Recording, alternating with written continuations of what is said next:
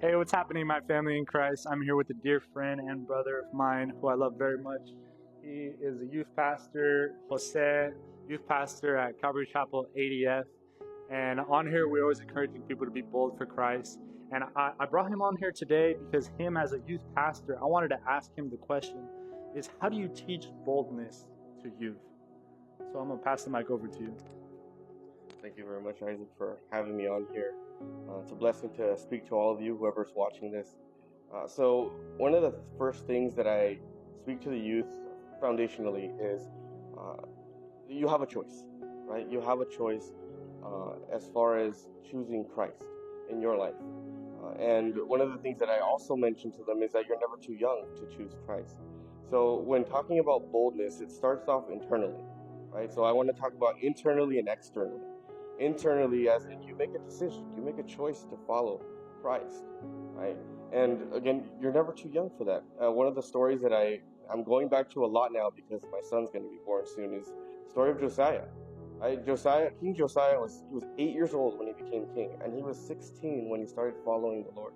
Right? Meaning that you're never too young, right? But it starts with a choice. Right? That boldness begins with a choice.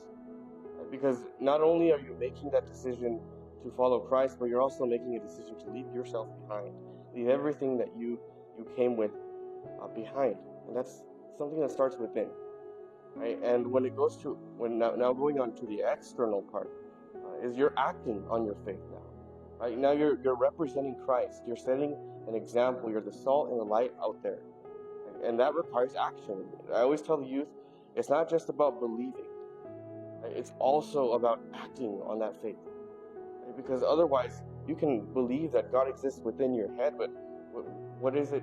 What use is it if you're not acting? As in, specifically towards the youth, when you go to school, how are you acting, right? Are you different?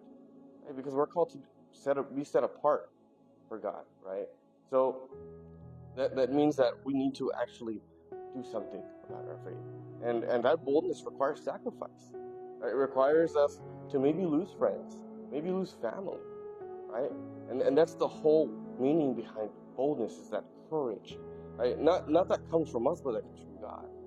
Right? So I think it's something that starts off internally. You make a choice, right, to follow Christ, and then externally, you go out and do something about that.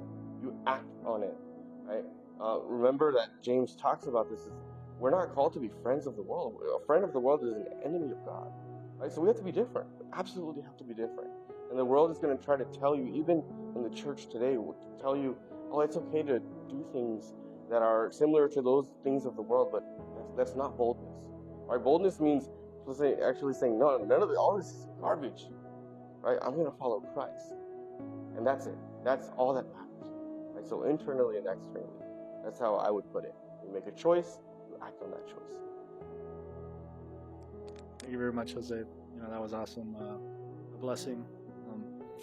And on here, we always encourage people to continue to be a light in the darkness. And God bless.